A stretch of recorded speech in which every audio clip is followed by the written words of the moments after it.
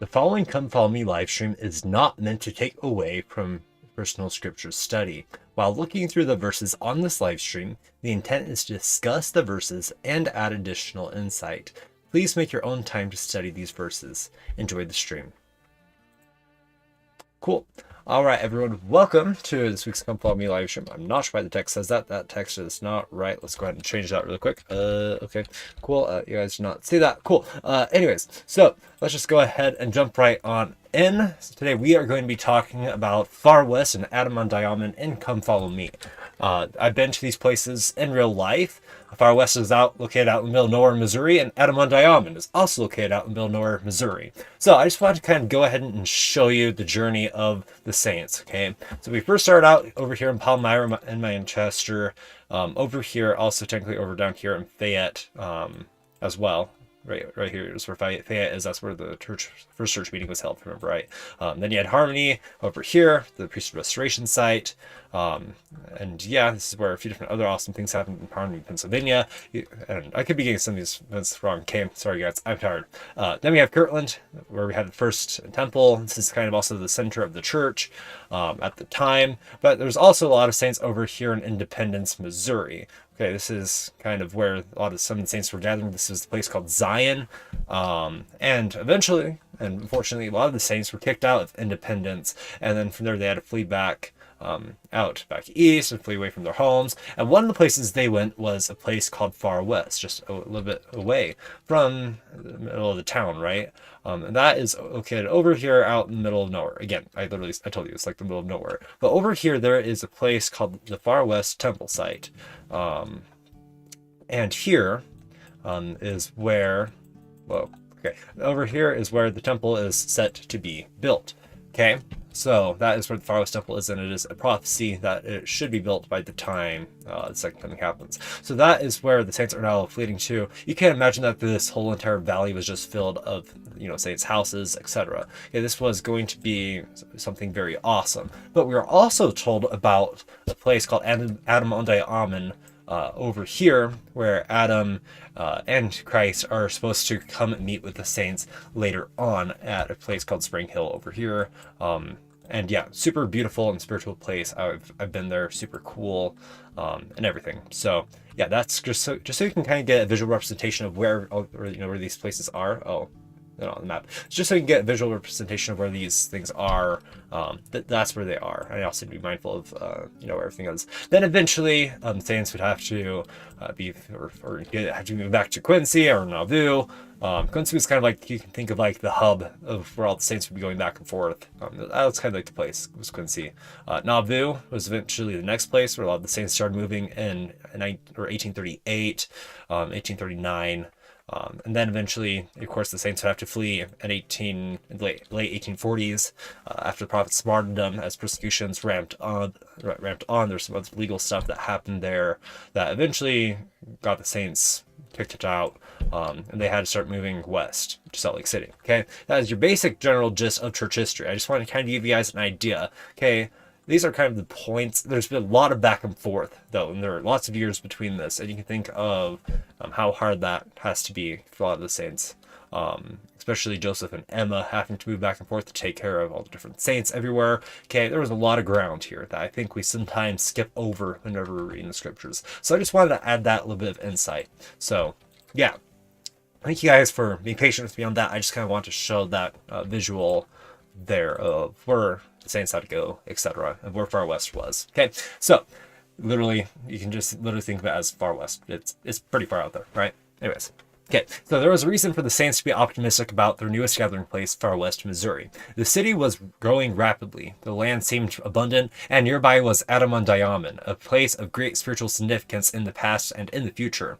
Still, it must have been hard for the saints to not think about what they had lost. Besides being driven from Independence, the center place of Zion, the saints also had to flee Kirtland, leaving their beloved temple after only 2 years. And this time, it wasn't just enemies outside the church causing trouble. Many prominent members had turned against Joseph Smith, including 4 members of the Quorum of the 12.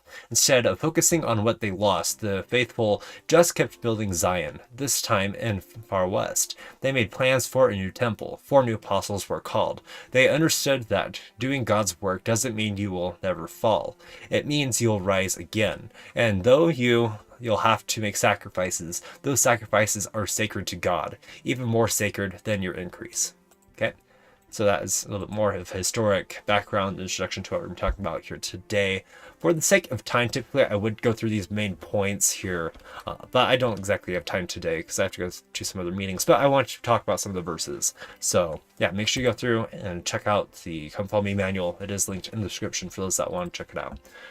So yeah, let's just go ahead and jump right on into talking about the actual scriptures themselves. Okay, so yeah, let's just go ahead and jump into section 115. This is revelation given through Joseph Smith, the prophet, at Far West, Missouri, April 26th, 1838, making known the will of God concerning the building up of that place and of the Lord's house. This revelation is addressed to the presiding officers and the members of the church. Okay. Cool. So yeah, and Far West, by the way, I do have a video on Far West and Adam-ondi-Ahman and all the Missouri sites. And you can feel free to go check that out in my church history series. Super awesome trip that I had there. And we'll be adding more to that series coming soon, visiting all the other early church history sites out in the East. So I'll be doing that next month, actually. So super excited about that. Anyways, so let's just go ahead and jump on in. So this is one of the things that does talk about in the manual a little bit. It talks about President Nelson's encouragement for us to recall the church by its actual name. Okay, and here the church's name is kind of reaffirmed that it is the Church of Jesus Christ of Latter-day Saints. Before that, it was called the Church of Latter-day Saints. And before that, at the very beginning, it was called the Church of Christ. Okay, so now we have basically 3 changes, and now we're at its final name, the Church of Jesus Christ of Latter-day Saints.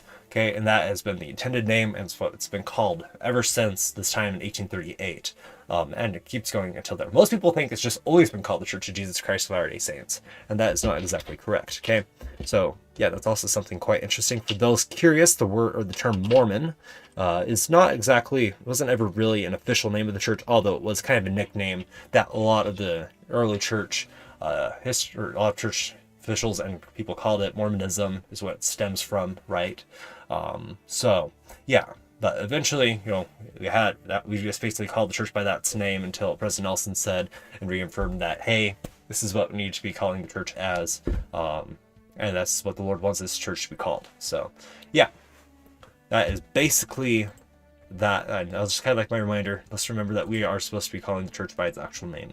I don't think God's going to care too much, though, if we just call it Latter-day Saints, right? So, yeah, anyways. So yeah, let's just go to verse 7 and 8. It says, "Let the city Far West be a holy and consecrated land unto me, and it shall be called most holy, for the ground upon which thou standest is holy. Therefore I command you to build a house unto me, for the gathering together of my saints, that they may worship me." Okay, so here we have the Lord telling the saints, okay, now I want you to build a house in Far West, a house of the Lord. Okay, so we have a few temples that were supposed to be built already up in this point. Okay, we're supposed to have the one in Independence, Missouri, which has not been built yet. We have the House of the Lord here in Far West, which is also supposed to be built, hasn't been built yet.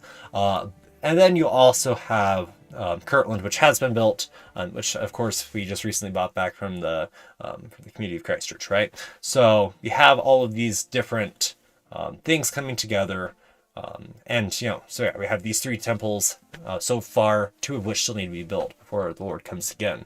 So I think most people are just like, okay, when can I have a sign that the Lord is coming? Whenever they announce Independence, Missouri, or the Zion Temple, or Far West here, okay? Those are pretty telltale indicators, and also the Jerusalem, Israel Temple as well, okay? So that's also something else to remember, right? That also needs to happen, but that's temple-wise, so yeah. So yeah, that's just kind of that thing there. They, of course, consecrated the land and consecrated a plot there in Far West that is dedicated land. And it has some pretty interesting prophecies. And it's pretty interesting of how the Lord worded this prophecy to Joseph Smith here. It's quite interesting. If you guys have the chance to read it, make sure you do read it. It's quite interesting. You can think of how that kind of tone that the Lord has can relate to what actually happened in church history. So I don't know. It's quite interesting. Okay, so now we're going to move on to section 116, which is and this is Revelation given to Joseph Smith the prophet near White's Ferry at a place called Spring Hill in Daviess County, Missouri, May 19th, 1838.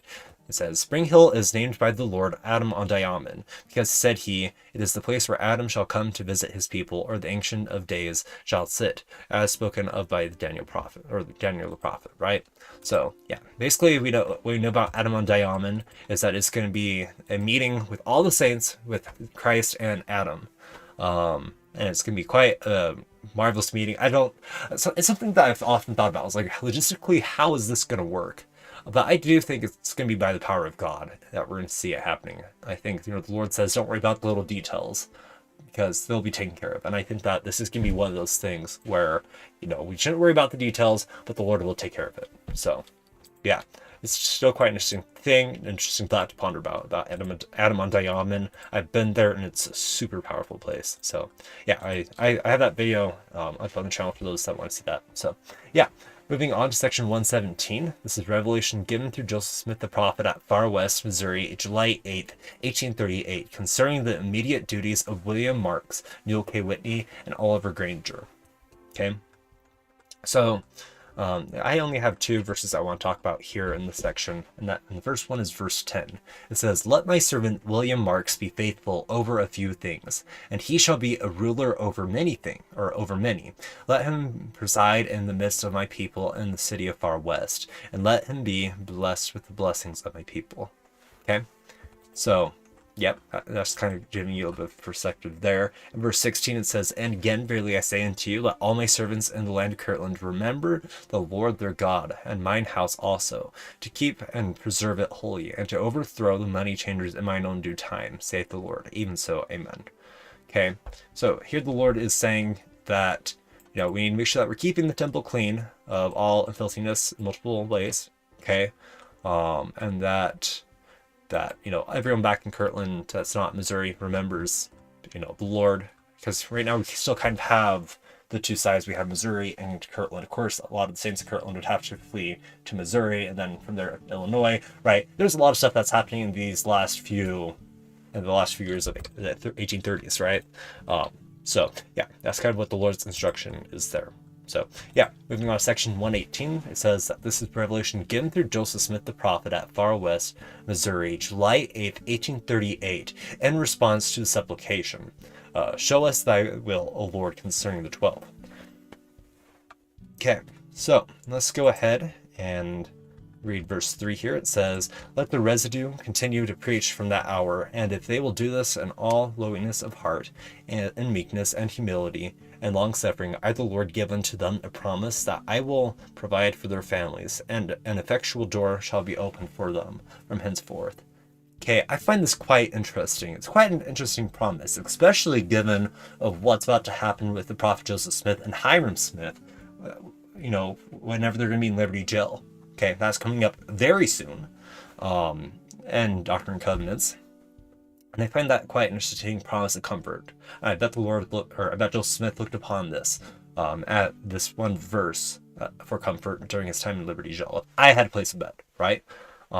So yeah, I think it's important that we can also apply this to the modern day apostles, that they'll be protected as they go out and serve the Lord, and in most instances, right? And we can kind of look at these attributes and say, yeah, these are quite interesting characteristics that pretty well defy all of the apostles that we have currently on the earth, right? So, yeah, that is that. So that's kind of what I want to talk about there. Let's move on, to section 119. And this is Revelation given through Joseph Smith the prophet at Far West, Missouri, July 8th, 1838. An answer to his supplication, O Lord, show unto thy servants how much thou requirest of the properties of thy people for a tithing. The law of tithing, as understood today, had not been given to the church previous to its revelation. The term tithing in the prayer has just quoted in previous revelations had not meant just 1/10, but all free will offerings or contributions to the church funds. The Lord had previously given to the church the law of consecration and stewardship of property, which members, chiefly the leading elders, entered into by a covenant that was to be everlasting. Because of failure on the part of many to abide this covenant, the Lord withdrew it for a time and gave instead the law of tithing to the whole church. The prophet asked the Lord how much of their property he required for their sacred purposes. The answer was this revelation. Okay, and this is what it says in verses 4 through 5. It says, and after that, those who have thus been tithed shall pay 1/10 of all their interest annually, and this shall be a standing law unto them forever, for my holy priesthood, saith the Lord. Verily I say unto you, it shall come to pass that all those who gather into the land of Zion shall be tithed of their surplus properties, and shall observe this law, or they shall not be found worthy to abide among you. All right. So, yeah. Okay, we know there's a lot of beautiful things and gifts that come from tithing. Okay, we could talk all about the financial side, but to keep it short and for the sake of time that I don't have right now, really, because I have to go to a meeting in like a few minutes. Okay, my day doesn't stop or end, but it's fine, because, yeah, we'll just lock in here. Okay, so I think one of the beautiful things about tithing is, a lot of people think 1/10 of, of your money, of your surplus, that's a lot of money, right? But I think what a lot of people miss about that, especially these days, is that it's a sacrifice that we are trying to show to the Lord, saying, yes, I put you first. In a world that demands money and that, that craves, worldly things and materialistic ideas and products, right? That is showing that I'm willing to sacrifice some of that for you and for your purposes. That from there, temples can be built. That from there, meeting houses in Africa can be built. That more scriptures can be built, etc., right? And be made. So there's a lot of things that are done that we don't exactly see. But that is just the sacrifice thereof of the things that we take so personally, that we've worked for ourselves to the Lord, is what is the real principle being shown here. And from there we receive so many blessings, some in large ways, but most of them are shown in small ways as well. So that is kind of what I take away from the law of tithing, the tithe, right? And I think that we as saints need to be careful with how we look at the law of tithing. So, yeah. And section 120, I don't exactly have a whole lot to say with this one, but we'll just read the preface here. It says, revelation given through Joseph Smith the prophet at Far West, Missouri, July 8th, 1838. What a very productive day in church history, right? Making known the disposition of the property tithe as named in the preceding revelation, section 119. Okay? And then it says, verily thus saith the Lord, the time is now come, that it shall be disposed of by a council composed of the first presidency of my church, and of the bishop and his council, and by my high council, and by mine own voice unto them, saith the Lord, even so amen. Okay, that is basically that section. Very long section. So, yeah.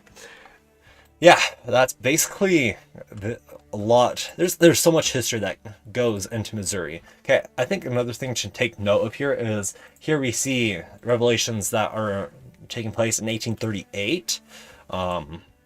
Okay, and that is awesome. But if we look at last week's, I don't think we may realize that a lot of the revelations last week jumped a few times in a year, right? So we started out last week with section 111, okay, August 6th, 1836, okay? I wish I covered this last week, but I was just too tired after all the general conference stuff. But yeah, we started out on August 6th, 1836, in last week's Come Follow Me.